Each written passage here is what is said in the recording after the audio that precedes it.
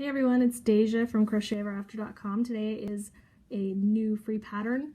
It is the one Skein Mobius Cowl. You'll see that there is this twist in this cowl and it does not go away. So no matter how much I twist it, it still twists on itself. So this is a seamless. You'll see that there are no seams in this entire cowl.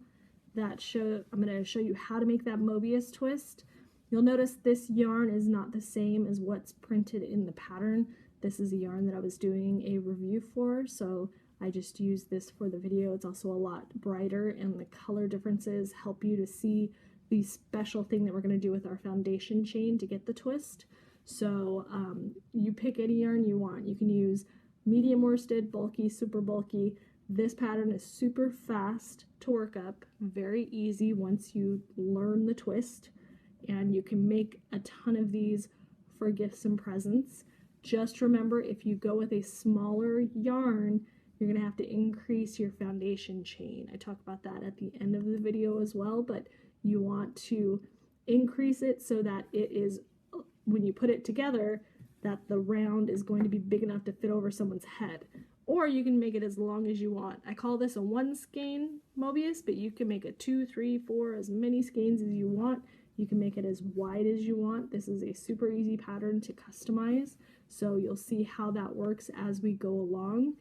But for this pattern, you'll grab some bulky weight and a 8mm USL hook, and we are going to get started.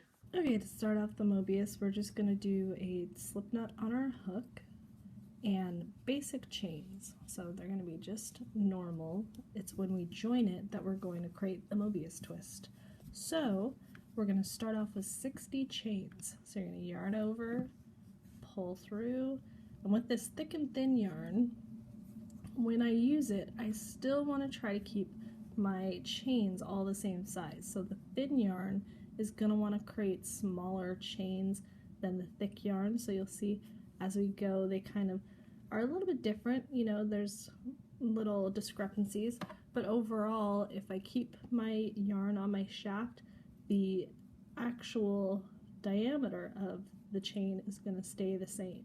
So this is going to give a neat look to it because it's thick and thin, but I just have to make sure that I'm keeping all my chains still the same size to work into. So keep going until you get to 60, and then we'll do the twist.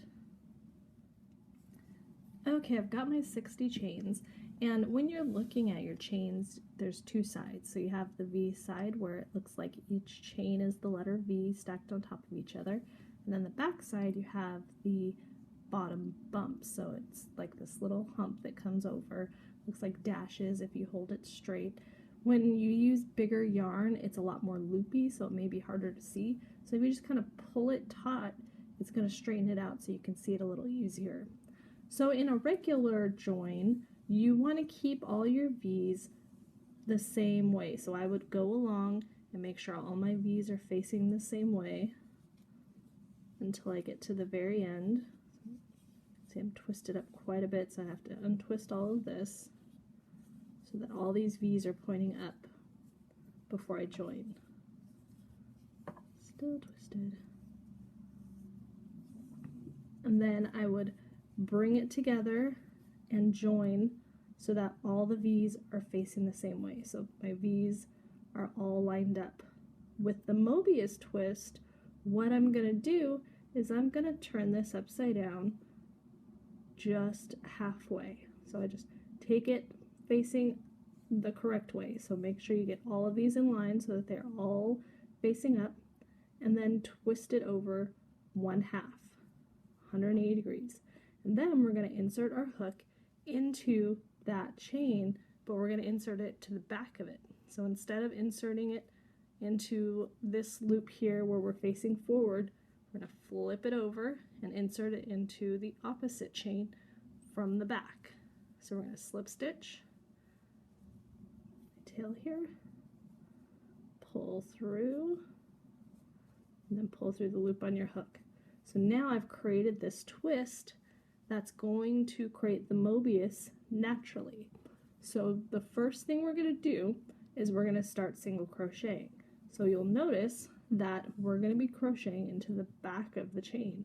It's the same as doing the front. You can just work into the back loop, but this time our back loop is kind of upside down. So what we're going to do is we're going to chain one.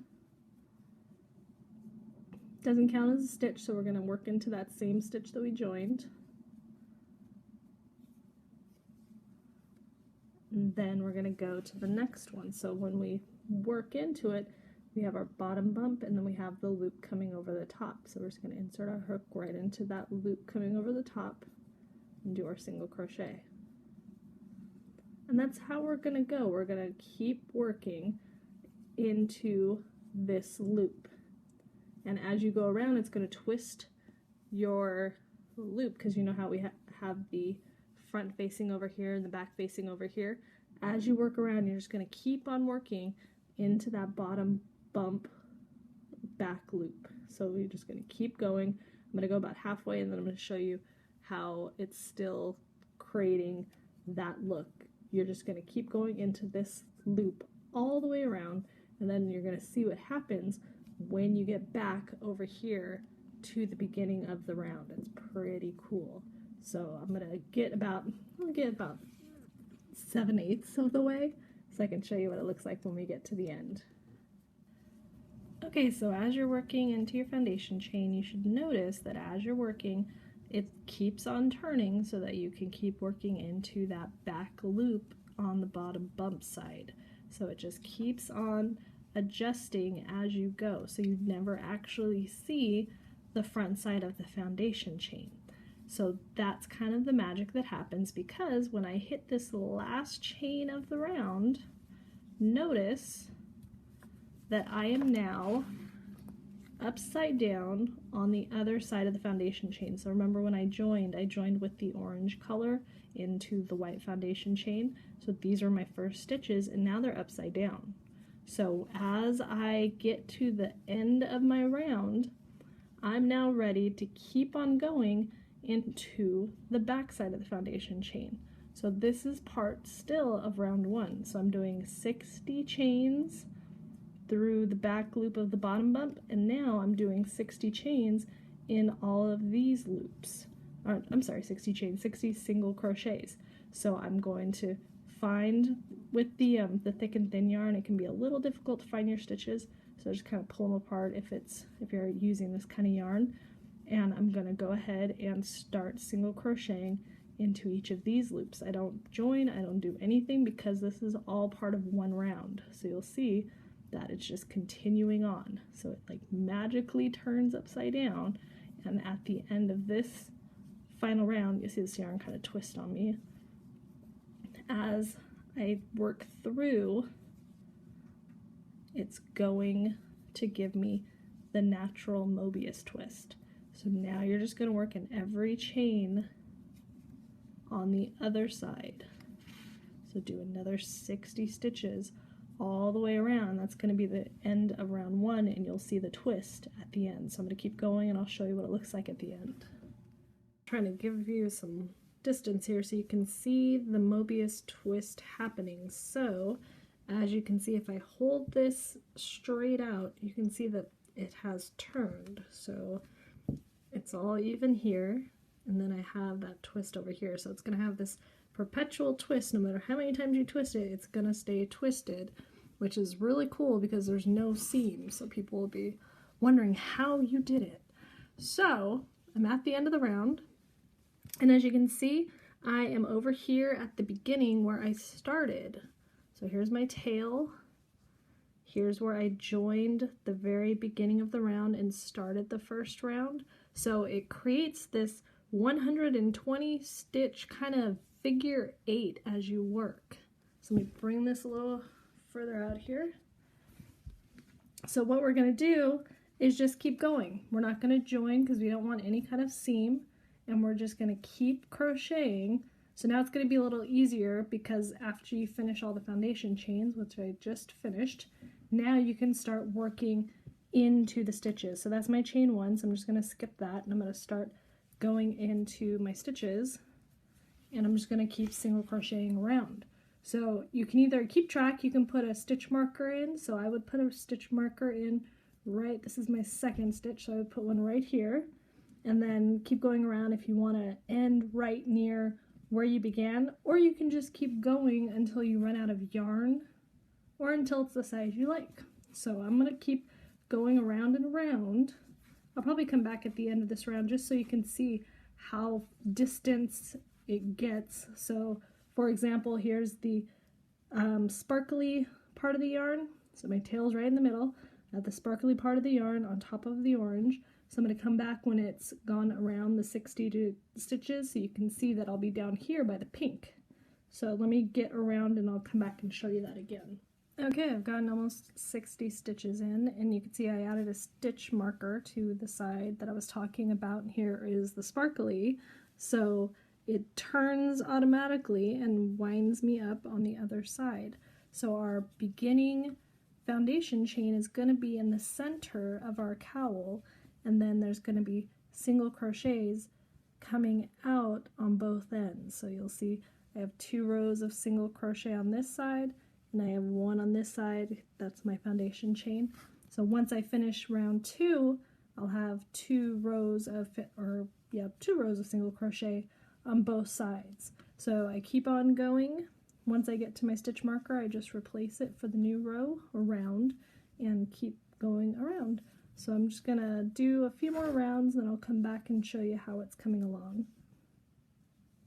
Alright, so I'm almost to the end of round 4, or sorry, round 3, let's see, 1, 2, 3, no, round 4, can't count right now, and you can see that we have, here's our center, so we can just count out from there, 1, 2, 3, 4, and 1, 2, 3, 4, so that you can see that we have technically 4 rounds, but it gives us actually 8 rounds of work.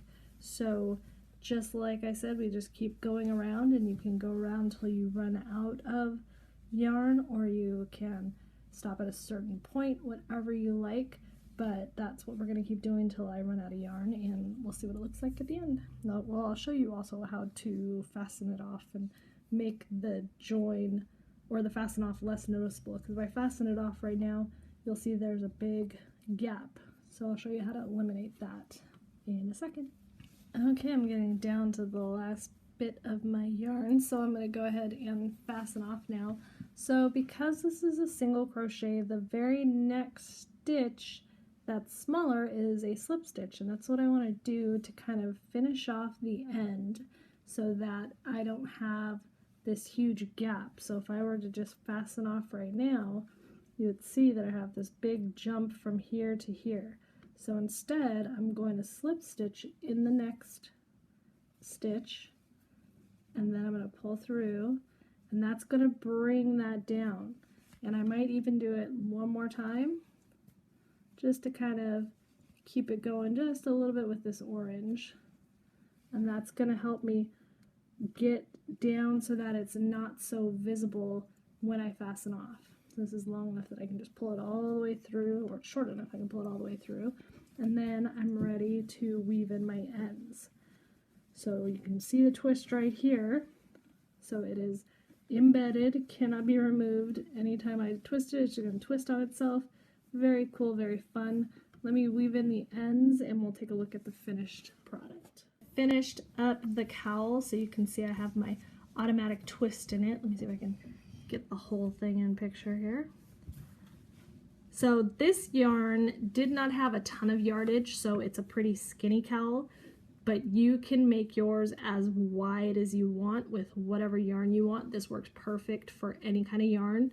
So just increase, if you're using a medium worsted weight or a smaller type yarn, increase your beginning foundation chain to a size that you like, because you could even make this a really long scarf if you wanted to with the twist in it. So just make your foundation chain whatever size you want, and then follow the directions the exact same way. So if you have any questions, leave them below, and thank you for watching.